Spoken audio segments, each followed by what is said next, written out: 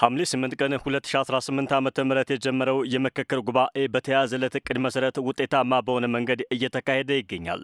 ምክክሩ ከሚያሳትፋቸው የተለያዩ የማህበረሰብ ክፍሎችና ተቋማት መካከል የፖለቲካ ፓርቲዎች ይገኙበታል። በዚህ የምክክር ሂደት ከ60 በላይ የሚሆኑ የፖለቲካ ፓርቲዎች በምክክር ጉባኤው እየተሳተፉ ሲሆን ፓርቲዎቹ ላለፉት 4 ዓመታት አጀንዳ ከመስጠት ጀምሮ ከኮሚሽኑ ጋር በትብብር ሲሰሩ ቆይተዋል። አወዛጋቢ ጉዳዮችን እልባት ለመስጠት በሚደረግ ውይይት የፖለቲካ ተዋናይ የሆኑት ፓርቲዎች መሳተፍ ለምክክሩ ስኬታማነት እንደሚረዳ የፖለቲካ ፓርቲ አመራሮች ያምናሉ። አመራሮቹ ጎልተው የሚታዩት የፖለቲካ ችግሮች በመሆናቸው የፖለቲካ ፓርቲዎች ንቁ ተሳትፎ አዎንታዊ ሚና አለው ብለዋል። ኢትዮጵያ ጥንታዊ የሥነ መንግስት ስርዓት ያላት ሀገር እንደመሆኗ መጠን ዘመናትን የተሻገሩ ችግሮች መኖራቸውን አንስተው እነዚህን ችግሮች ለመፍታት የተወሰዱ አማራጮች መፍትሄ ሳይሆን ተጨማሪ ችግር አስከትለዋል ሲሉ ገልጸዋል። የተለያዩ ሀገራዊ ጉዳዮች በተለይ ለጭቅጭቅ የሚዳርጉ ጉዳዮች እልባት እንዲያገኙ የሚደረግ ምክክር ነው። የፖለቲካ ሂደት ነው። በዚህ ፖለቲካ ሂደት ውስጥ ደግሞ የፖለቲካ ተዋናይ የሆኑ ፖለቲካ ፓርቲዎች ተሳትፎ እጅግ በጣም ወሳኝና አስፈላጊ ነው። አብዛኛው ችግሮቻችን ፖለቲካዊ ችግሮች ናቸው። መስማማት መግባባት ባለብን ጉዳዮች ላይ ባለመግባባታችን ነው ወደ ግጭት ወደ ሌሎች እየገባን ያለ ነው እና ይህን ሀገራዊ ምክክርም ደግሞ ለየት የሚያደርገው አብዛኛው ፖለቲካ ፓርቲ ኦልሞስት ከ90% በላይ ፖለቲካ ፓርቲዎች እየተሳተፉ ይገኛሉ። ሀገራችን ኢትዮጵያ በሀገር መንግስት ግንባታ በጣም ረጅም ዓመት ተጉዘው ከመጡ በዓለም ላይ ጥቂት ሀገሮች አንዷ ናት። በተፈጠሩ አለመግባባቶች፣ ቁርሾች ዘመናትን የተሻገሩ በቁጥር ብዙ የሆኑ እንደገና እጅግ የተወሳሰቡ ንብርብር ችግሮች ደግሞ አሉብን። እነኚህን ችግሮች አብዛኛው የፖለቲካ ችግሮች ኢትዮጵያውያን ለመፍታት የሞከርንባቸው መንገዶች ላለፉት በተለይ 3 ትውልዶች በጦርነትና በግጭት ለመፍታት ሞክረናል። ሌላ ተጨማሪ ችግር እየወለዱ ነው የመጡት። ስለዚህ ከግጭት አዙሪት ወጥተን ከአንድ ወገን አሸናፊነትና ከጦርነት ወጥተን ኢትዮጵያውያን ምናልባትም በታሪካችን ለመጀመሪያ ጊዜ ይህን ያህል ቁጥር ያለው ኢትዮጵያዊ ከመላው ሀገሪቱ ከዳር እስከ ዳር ተሰብስቦ በሀገር ጉዳይ ላይ በሚያለያዩን ጉዳዮች ላይ ቅድም ባነሳቸው በርካታ ዘመናት የተሻገሩ ችግሮቻችን ላይ ቁጭ ብለን ለመምከር እድል አግኝተናል። ምክክር ለኢትዮጵያ አዋጭ መፍትሄ ነው ያሉት የፓርቲ አመራሮቹ ጉባኤው ለመጪው ትውልድ አርአያ መሆን የሚያስችል ዘዴ ነው ሲሉ ተናግረዋል። ሀገራዊ አንድነትን ለመገንባት በሚደረገው ሂደት የፖለቲካ ፓርቲዎች ሚና ከፍተኛ መሆኑንም አብራርተዋል። ይሄ ምክክር ሂደት ለኢትዮጵያ ፍቱን መድኃኒት ነው ብዬ ነው የማምነው።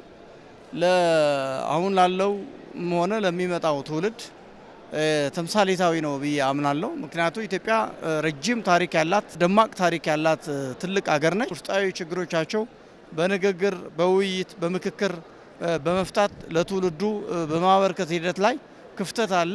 ያ ክፍተት የመሙላት የዚህ ትውልድ ኃላፊነት ነው። ይህንን በመሙላት ለመጪው ትውልድ ተምሳሌታዊ ስራ እንሰራለን ብዬ አምናለሁ። ከዚህ አንጻር የፖለቲካ ፓርቲዎች ልዩነቶቻቸውን ወደ ግጭት በማምራት ወዳልተፈለገ የኃይል መንገድ ተጠቅመው ከመፍታት ይልቅ እንደዚሁ ቁጭ ብሎ በመነጋገርና በመወያየት መፍታት እንደሚቻል ኦልሞስት አብዛኛው ከ60 በላይ ፓርቲዎች እዚህ የምክክር ሂደት ላይ እየተሳተፉ ነው የሚገኙት።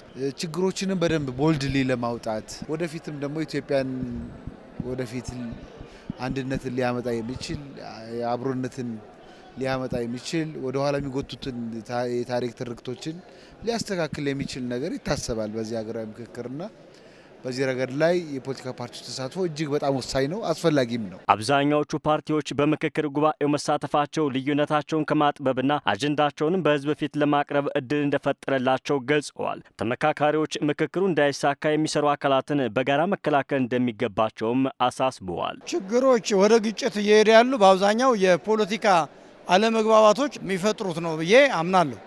ስለዚህ የፖለቲካ ፓርቲዎች እዚህ የምክክር ሂደት ላይ ኦልሞስት አብዛኛዎቹ የሚበዙትን ከተሳተፉ በተወሰነ ደረጃ የነዚህ የፖለቲካ ፓርቲ ልዩነቶች እዚሁ ተመካክረውና ተነጋግረው መፍታት ይችላሉ ማለት ነው።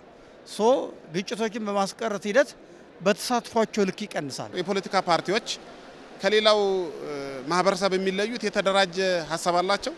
በሰነድ የተዘጋጀ የፖሊሲ አማራጭ አላቸው።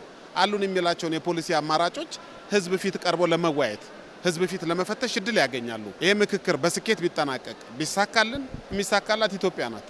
የሚሳካላቸው መጪው ትውልድ ነው። ስለዚህ በስኬት እንዲጠናቀቅ ሚዲያው እዚህ ላይ የሚሳተፉ የማህበረሰብ አንቂዎች በስኬት እንዲጠናቀቅ በጎ ተጽዕኖ ማሳደር አለባቸው። ይሄ እንዳይሳካ የሚፈልጉ አካላት ወይ ደግሞ የኢትዮጵያ የጎደለባትን ነገር አጉልቶ ማሳየት የሌሎች ኃይላት ተልዕኮ ወስደው የሚሰሩ ኃይሎች እንዳሉ አውቃለሁ። እነሱን ዲፌንድ ማድረግ መከላከል ጉባኤ ተሳታፊ በሙሉ የጋራ ኃላፊነት ነው። ይሄ ናሽናል ዳያሎግ ናሽናል ኢንተረስት ነው ብዬ ነው የማስበው። የብሔራዊ ጥቅም ጉዳይ ነው። ምናልባትም የልጅ ልጆቻችን በሰላምና በእኩልነት በነጻነት የሚኖሩበት የተረጋጋ ሀገር እንሰጣቸዋለን ብዬ ተስፋ አደርጋለሁ። ስለዚህ ይህንን ለአንድ ወገን ለኮሚሽነሮቹ፣ ለመንግስት ወይ ደግሞ ለአንድ ፓርቲ የምንሰጠው ጉዳይ ሳይሆን የኢትዮጵያውያን ሁሉ ጉዳይ ነው። ይሄ በስኬት እንዲጠናቀቅ ሁላችንም ሌት ተቀን መስራት አለብን እላለሁ።